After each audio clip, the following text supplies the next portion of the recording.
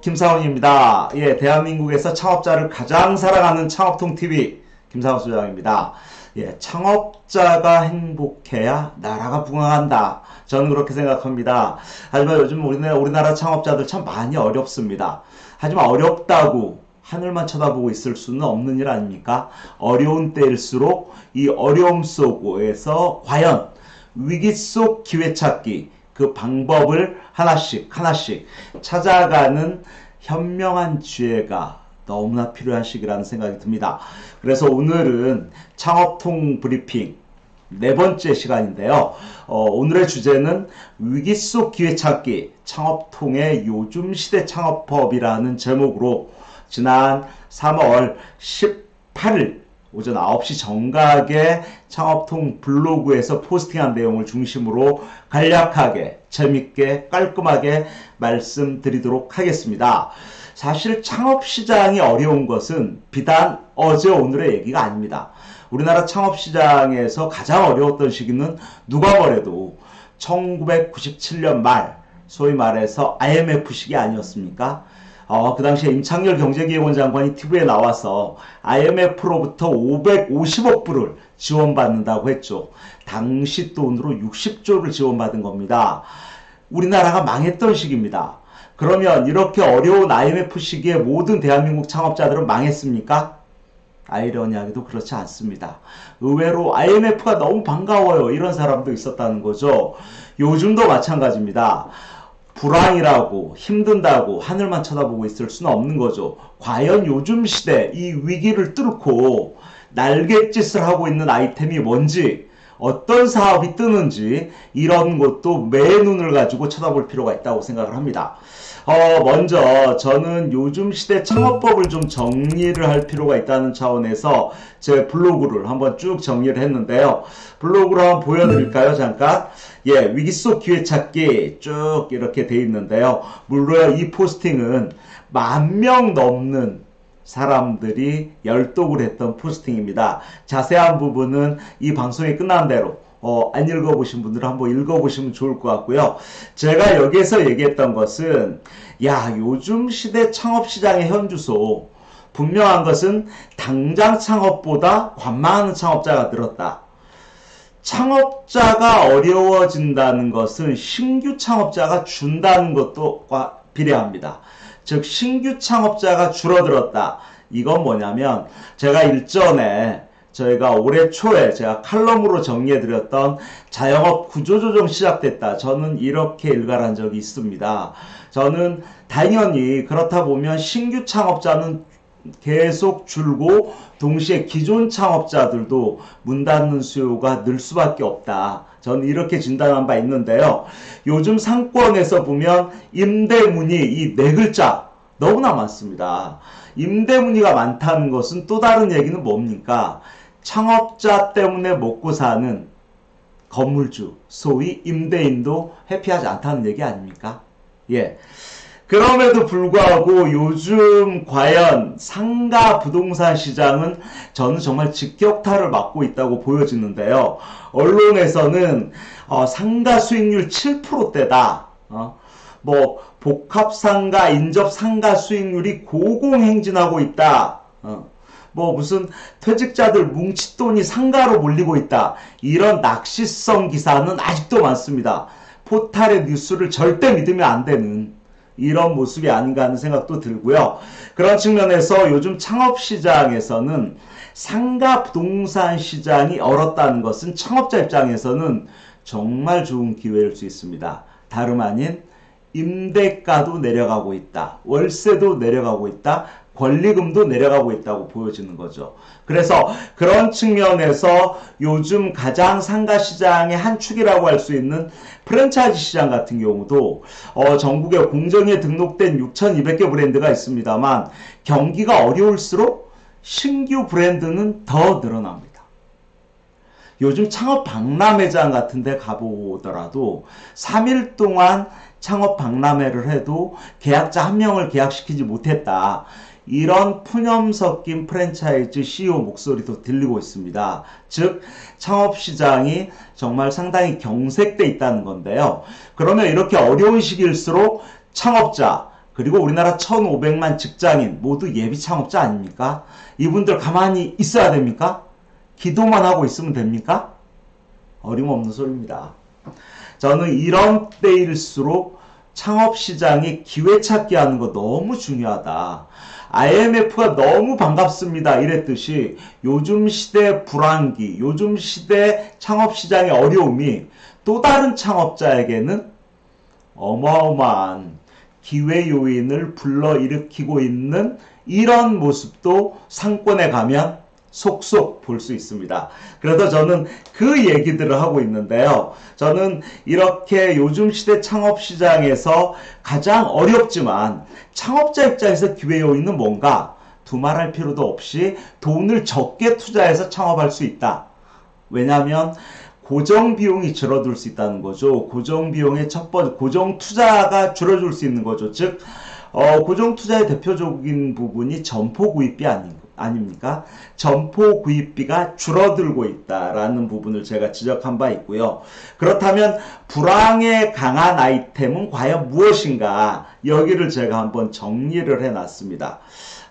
불황에 강한 아이템 중요한 부분이죠. 저는 불황에 강한 아이템 아마 우리 이 유튜브 방송을 보고 계신 분들도 정말 궁금하실 텐데요. 저는 불황에 강한 아이템은 반드시 존재한다. 그게 어떤 건가를 이제부터 좀 정리를 해드리면요. 저는 불황에 강한 아이템의 대명사는 사실은 어떻게 보면 큰 가게보다는 작은 가게가 훨씬 불황에 강할 수 있다.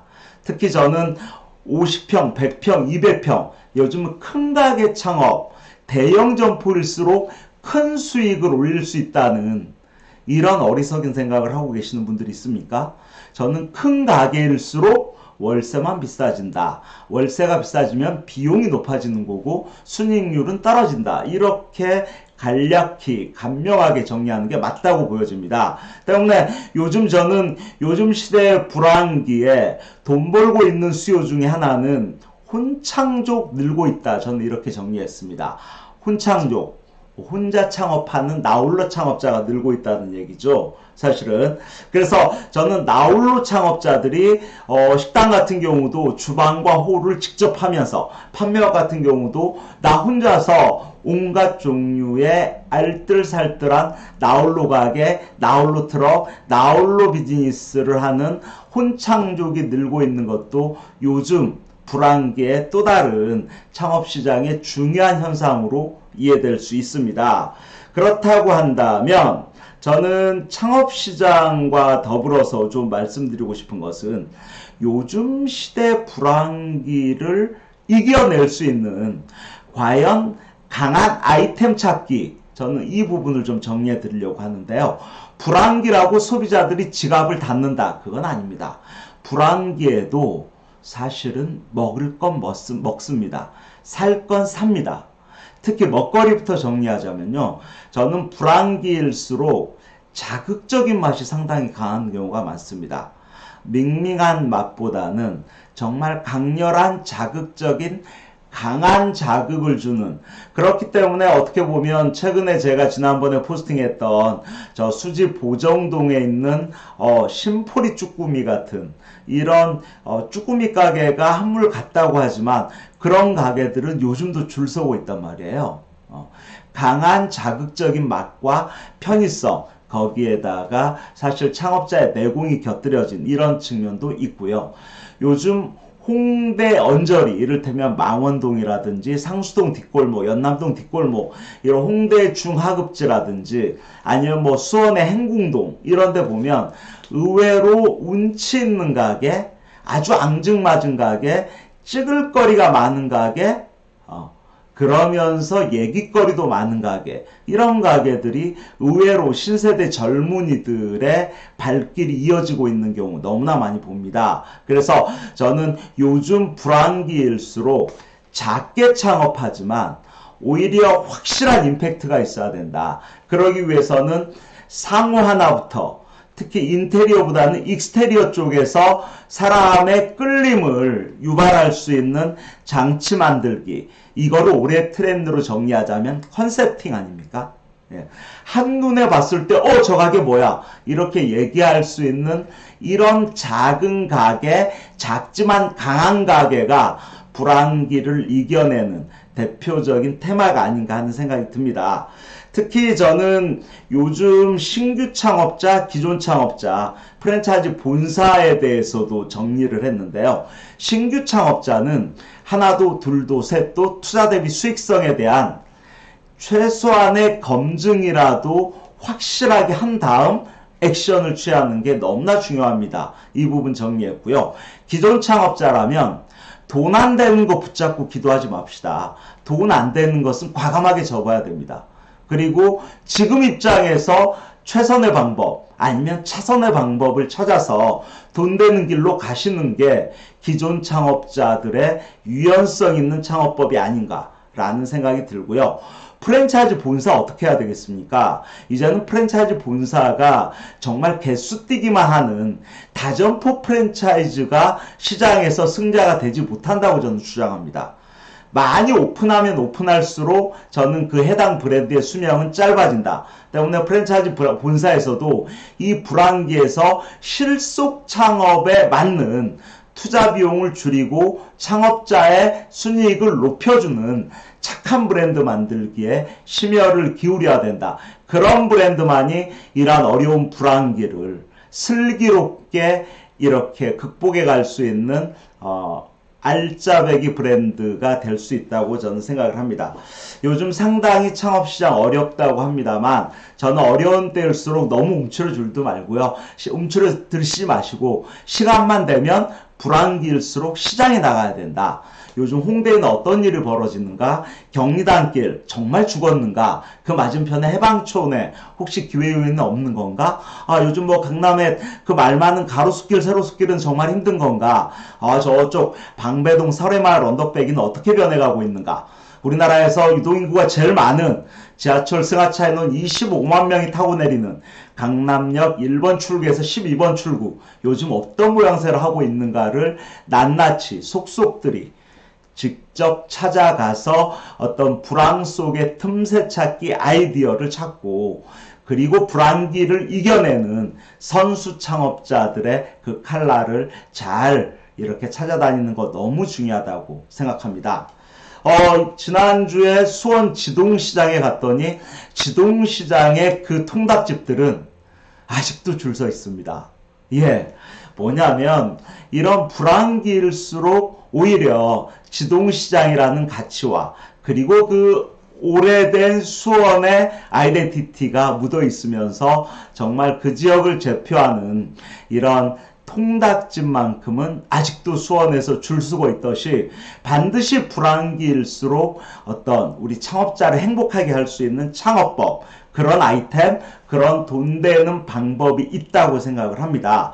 어떤 불황기 창업에 대해서 궁금하신 분이 있다면 창업통에게 언제든지 연락 주시고요. 전화라도 주시면 친절하게 상담해 드리겠습니다. 이 블로그를 보시고 반드시 하셔야 되는 거 어떤 얘기인지 아시죠? 예, 좋아요, 구독하기 꼭 눌러주시면 고맙겠습니다. 마치겠습니다. 감사합니다. 다음에 뵙겠습니다.